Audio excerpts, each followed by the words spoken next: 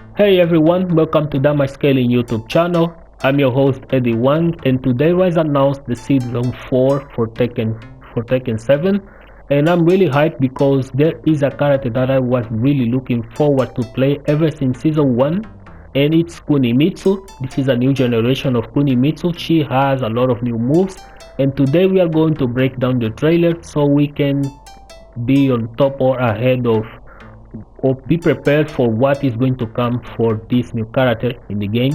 And she is insane. I have looked at the trailer a few times already and I'm ready to make my breakdown. So as you guys see, Kunimitsu, she has a few stances. She used to have a Setsunagake stance. She still has it. She used to have a few attacks from there. She used to have set 1 2, set 2, set 4, and set 3. Set 3 used to be the Musasabi stance. Set 4 used to be a kick throw, like a kick that if he hits you in the air is going to launch you for a throw. And set 2 used to be a counter hit launcher, but now it seems that they have changed things a little bit, and set 2 now has a follow-up in set 2-1 that is a screw attack, and it doesn't seem to matter to hit you. Even if it just hits you as a counter hit, when it connects as a counter hit, she immediately launches you for a combo. And what it displays, Arada and Makemura say that she has two swords. One is a Kodashi sword, which is the one on her right hand that has the orange flash, and the other sword is a much longer sword but is still shorter than Yoshimitsu's sword, is the Wakizashi sword. And the Wakizashi sword is the one with the blue flash that you guys are seeing, the blue flames. And what it seems to be doing in this trailer is that moves that have this circular movement with the blue flames, there is a possibility of these moves having like a screw type of animation. So when she lands this move on counter hit, she immediately goes for a screw. So that is pretty sick, and it's going to be the Kunimitsu replacement of bounds, because in Tacto she used to be 1 2 4. She used to do 1 2 4 for the bound moves, but now she has like a set 2 1 for this, or set 2 1 counter hit, or set 2 1 just on its own, that is going to make the extension for the Setsunagake stance. Another thing that they have presented, a new move that comes from set 4, because set 4 used to be a kick that launches people in the air and she would go for a throw. But this throw was removed from set, and now it's a kick that leads to Urakarin stance. Urakarin stance is another stance that Kunimitsu has that puts her in a back turn position. Another thing that they have shown right off the bat is that in Urakarin stance she used to have 1-2, a 1-2 move that the second hit used to be a counter hit launcher, but now it has a follow-up on its own. And again we get to see that this same move, the follow-up is made with the Wakizashi sword and Yoshimitsu is spinning around. We don't see the screw effect here. This is just a speculation, by the way, because as we know, this started as a combo in a counter hit and Yoshimitsu has already been hit with the Kirimomi, right? But now that there is a possibility that the Wakizashi, because of the blue flash that you guys see right here, is going to give screw right off the bat if she hits you like with 1-2 into the new teleport animation. So back 4 into 3, this move now is a counter hit launcher, something that is new to this Kunimitsu. So this move is now a counter hit launcher, and now she also has, some people would say, not the sword attack, but this is Hiraishin no Jutsu. It's pretty much a teleportation technique that allows Kunimitsu to throw a knife against the opponent, and when this knife connects, Kunimitsu gets to teleport, and this teleport is going to lead her into the sword smash. Sword smash is a technique that Kunimitsu had in Tag 2 that allows her to run towards the opponent and then she would slash them off. This seems to be what she does right here, and she seems to be using both swords to do that. Not sure. No, just one sword. But this is going to be really useful, specifically if you are fighting off to the characters, because it appears that this teleports over stuff. Another thing that they gave Kunimitsu is her 1-1 string now also has a teleport follow-up with the Kodashi sword, and it has a knockdown, but this used to be -1 on block, and it was already pretty good, but now it also has a follow-up. So we're going to see what we can do with this stuff right now. Another thing that it's kinda hard to see if you are not a Kuni main, and this can be a little bit tricky because I had to go this in frame by frame to understand what was going on, because it completely missed me, is that she still has the Tobikage jump over, meaning that she can still jump over characters with this animation that you guys, this is shown in a cutscene, but remember that this is actually a move that Kunimitsu has, and she can jump over characters to escape corners and stuff like that and switch positions in a fly. This is something Kunimitsu can do. She is very mobile, she is very swift, very quick. So this is a move that was shown as a cutscene, but no, this is a move set in the game. And then they have shown something that I really thought they'd taken out, and is the kick throw that she had in set 4. But right here it's different because doesn't seem to be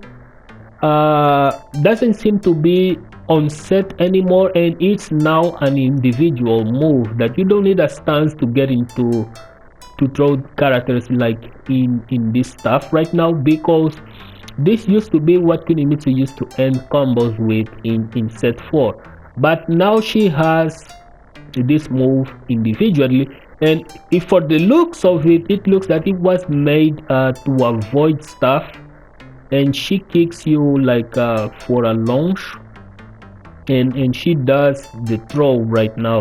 I'm not really sure exactly how this is going to play out, but this used to be on a stance, but now it's not.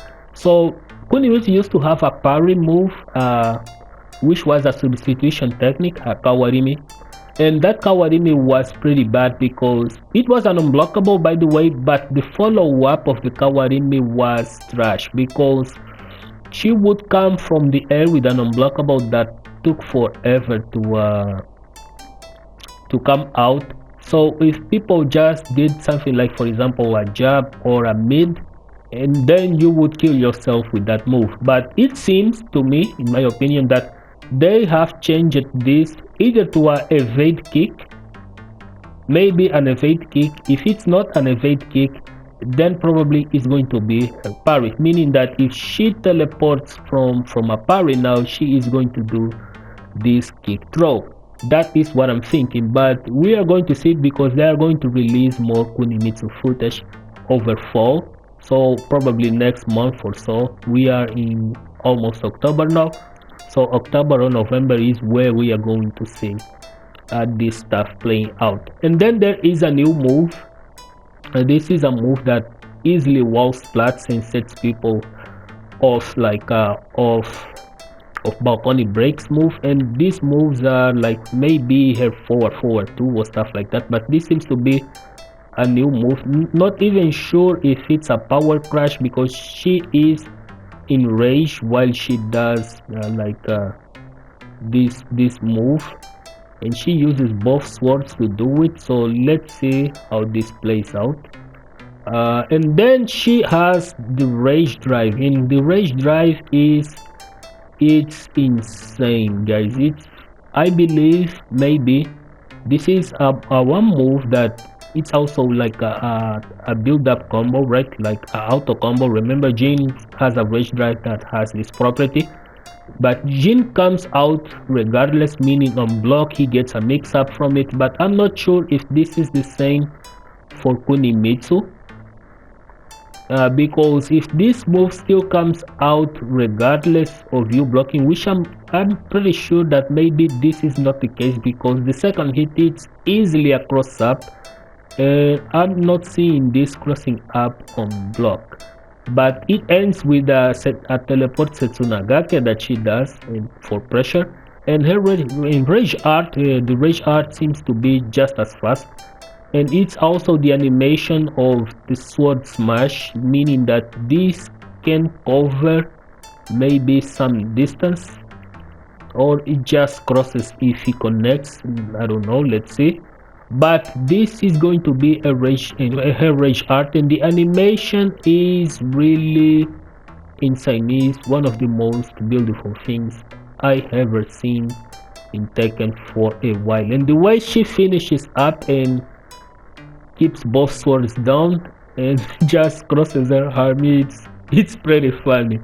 But well, that was it for the Kunimitsu trailer. Hope you guys enjoy it, and my expectations are pretty high because this used to be my true secondary main after Jin, because in Tag 2 I picked Jin.